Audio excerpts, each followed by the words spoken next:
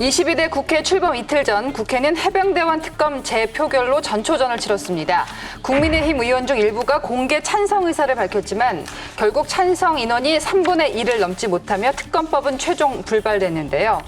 총선 민심을 정면으로 거역하는 국민 배신행위이자 국회 입법권을 침해하는 반민주적 폭거를 강력하게 규탄합니다. 본회의 표결에 불참하고 무조건 거부권 건의하는 여당에 묻지도 따지지도 않고 거부권 행사하는 대통령, 이게 제 정신입니까?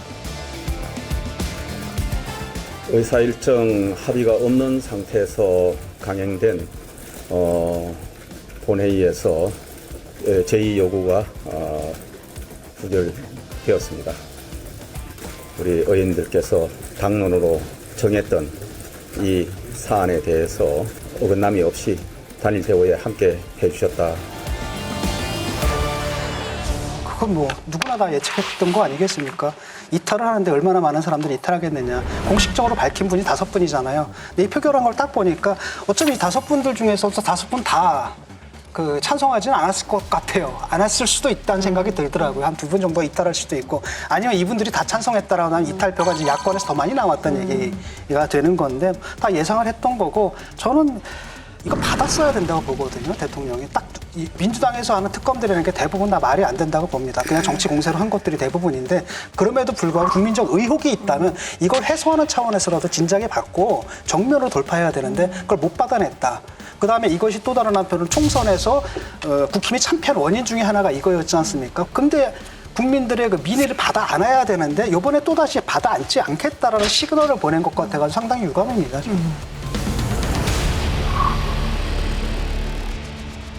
해병대원 특검법 부결되고 나서 민주당이 굉장히 당황을 하더라고요. 이제 박주민 원내 부대표잖아요, 수석 부대표. 제가 얘기를 좀 해봤더니 이런 결과가 나올 줄 몰랐던 것 같더라고요. 그래서 자기네들이 국민의힘 표 관리만 더 집중하다가 내부 단속에 실패한 것 같다라고 그런 얘기를 하시더라고요. 뭐였냐면 너무 자기네 표가 이탈될 거를 예상하지 못했다는 거예요. 여당에서 5분은 아마 그대로 소신을 한 것 같은데 민주당에서 이탈표가 나왔던 거예요. 그분들이 누구냐 하니까 공천을 받지 못했던 비명계 분들이 이탈한 걸로 그렇게 분석을 하고 있더라고요. 그래서 반면에 국민의힘은 똘똘 뭉쳐서 강철 대우를 보여줬잖아요. 이러면서 원내 전략에서 약간 좀 실패한 것 같다. 이런 분위기를 가지고 있더라고요. 그래서 22대 국회에서 바로 발의를 하겠지만 쉽지는 않을 것 같다. 그렇지만 자기네들은 바로 발의할 것이다. 왜냐하면 일단 국민 여론이 뒷받침해주기 때문에 우리에게는 불리할 것이 없기 때문에 이건 계속 끌고 가겠다. 이런 생각을 갖고 있더라고요. 어떻게 됐든 부결된 건 사실이에요. 그리고 이것이 굉장히 큰 문제가 될 것이다. 22대 국회가 가장 암울하게 출발을 하는데 저도 겁난다니까요. 네, 저도 동의하고요. 사실 윤석열 정부가 이거 진실 밝히는 것을 반대하고 있는 것도 아니다. 모든 절차가 마무리되면 수사 당국에서 상세하게 수사 경과와 또 결과를 잘 설명을 할 것인데, 그걸 보고 만약에 국민들께서 납득이 안 된다라고 하시면은 그때는 제가 특검하자고 먼저 주장을 하겠습니다. 국민의힘에서 특검에 반대를 던졌다라고 해서 누구도 이걸 진실 밝혀지는 것을 두려워한다. 이렇게 말씀하셔서는 저는 안 된다고 생각합니다. 다만 이런 시간 아니다. 라고 하는 것이 국민의힘의 지금의 입장이다. 또 하나는 그 공수처 폐지하는 게 어때요? 왜냐하면 검찰 못 믿어가지고 만든 게 공수처잖아요. 근데 지금 공수처에서 수사하는 걸 또 못 믿겠다고 하잖아요. 그렇다면 이게 옥상옥이잖아요. 그러니까 못 믿을 단체를 갖다 왜 국민 세금을 들여가지고 이걸 운영하는지 모르겠거든요. 이건 민주당에서 하기로 한 거잖아요. 그러니까 민주당에서 검찰 못 믿어가지고 공토를 만들었는데, 그런데 그 공수처 수사까지 못 믿겠다라고 하면 사실 민주당이 여태까지 해왔던 것을 자기 부정이 되지 않습니까? 아니 그러니까 자, 공수처도 저도 불만 가져요. 공수처는 기소권이 없어요. 수사를 해서 검찰로 넘기면 또 검찰에서 기소를 한다고 또 쳐다보는 거예요. 그렇죠. 그렇기 때문에 특검을 하자는 거예요. 그러니까 그리고 이번에 공수처의 무용함이라는 게 또 한 번 드러난 거잖아요.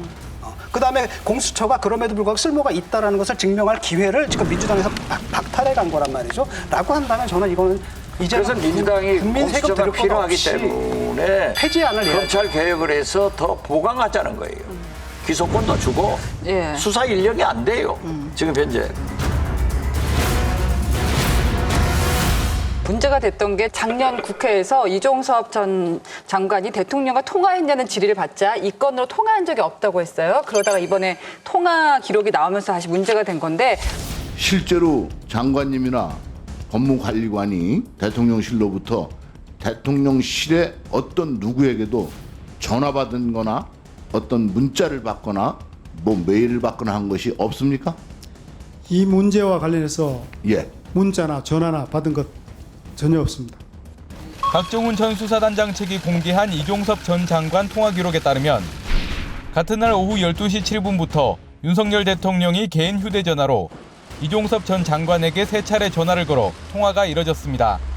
이 부분을 어떻게 봐야 됩니까? 거짓말을 했다고 봐야 되는 건지 아니면 오해가 있었다고 봐야 되는 걸까? 새빨간 거짓말이죠. 새빨간 거짓말이죠. 그러면 안 되죠. 장관까지 한 사람. 이해가 안 되거든요. 통화는 했지만 이 사안에 대해서 얘기한 적은 없다라고 하면 될 거 아니에요. 근데 이제 와가지고 이 건으로 뭐 통화한 적은 없다라고 하고 통화한 사실이 드러나니까 그 건은 아니었다.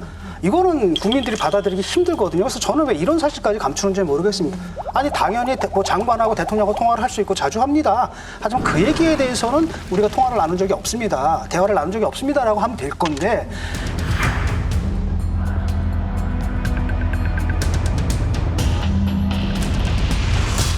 그러니까 이 정권의 문제가 뭐냐면은 계속 문제를 갖다가 의혹을 갖게 만들어요, 점점. 해명을 하게 되면 그게 또 의혹을 낳고 그 해명이 또 다른 더 큰 의혹을 낳고 한꺼번에 말끔하게 깔끔하게 털지를 못하는 거 이게 문제라고 봅니다. 그게 어디서 나오는지 모르겠어요. 그 대통령 통화 전후해서 대통령실 뭐 공직기강 비서관 안보 수석실 이런 데서 계속 전화한 게 나오잖아요.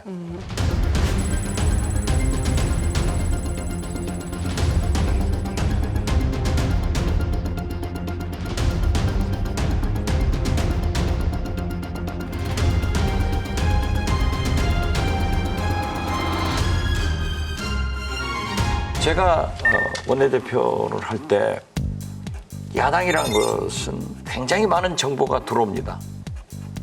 소위 대통령 비서실에서 대포폰을 만들어가지고 국무총리실하고 대통령 비서실하고만 자기들만 통화하는 그 내용도 기록이 딱 저한테 오더라고요. 그걸 폭로해가지고 소위 민간사찰 그 사건이 났던 건데 이번에도 보십시오.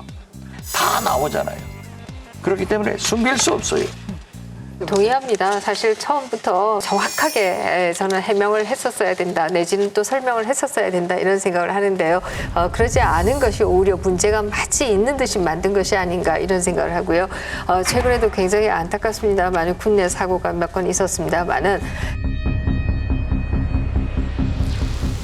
사고가 날 때마다 사단장까지 다 책임을 묻는다라고 하면 대한민국에 과연 군이 존재할 수 있겠는가 이런 생각도 해볼 수가 있고요. 그런 차원에서도 용산 내에서는 아니 이런 게 다 사단장까지 다 책임을 물어야 되는 문제야? 이런 의견은 저는 얼마든지 얘기할 수 있다라고 생각합니다. 그게 왜 불법인지 그게 왜 탄핵의 사유인지 저는 도무지 이해할 수 없고요.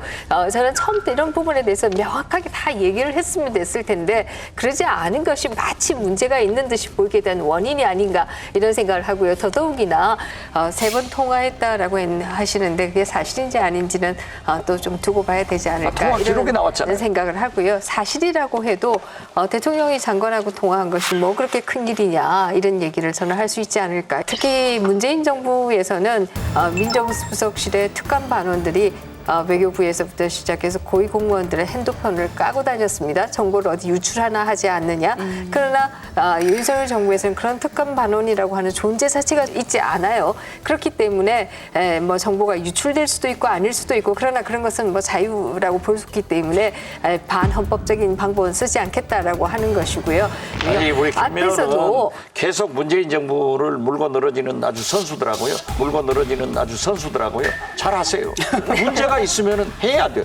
문재인 정부도 저도 노무현 정부에서 김대중 대통령 때 소환해가지고 3년 감옥 산 사람이에요. 그러니까 난 그런 것에는 상관없어요. 잘못한 건 다 살아야 된다 이거. 뿐만 아니라 제가 문재인 정부 말씀하셨으니까 제가 한 가지 더 드리면요. 문재인 정부에서 제가 왜 이렇게 특별감찰관 임명을 안 하느냐 이 얘기를 하니까 우리 이제 공수처 만들고 있기 때문에 공수처 만들고 나면 특별감찰관 필요 없습니다 이러면서 안 만들었어요. 그런데 지금은 공수처도 있고 왜 특별감찰관 또 안 하느냐 이게 균등해야 되잖아요. 잣대가 일관돼야 되잖아요. 어느 정부에는 엄청나게 요구하고 어느 정부는 아무도 안 하고 이렇게 해서는 안 되는 거잖아요. 대통령실에서 친인척을 감상하는 거. 그러니까 그게 제 얘기였습니다. 그런데 왜 그걸 공수처가 한다고 얘기하느냐. 그 언론의 입장에서 봤을 때 국민의힘이나 대통령실이 여론전에 나서면서 잘못한 게 하나 있습니다. 잘못한 게 하나 있습니다. 최근에 그 성일종 사무총장이 그런 얘기를 했죠. 경로가 죄냐.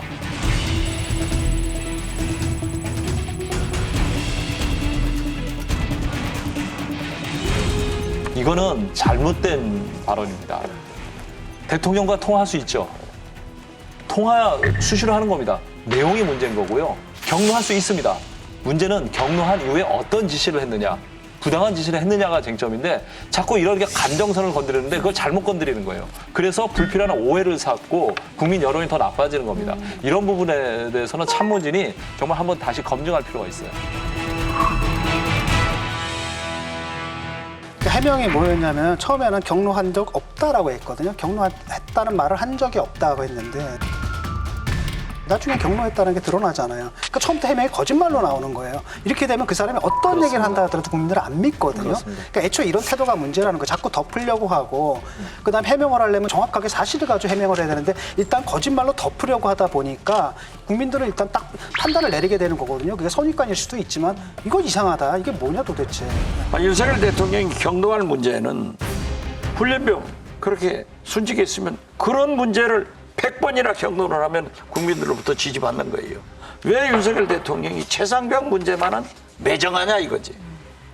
동아일보 사설 제목이 경로 후에 호들갑 던 게 문제다 했는데 저는 경로 후에 지금 수사 방해, 수사 개입, 외압 이런 것들이 들고 일어나니까 문제인 거예요.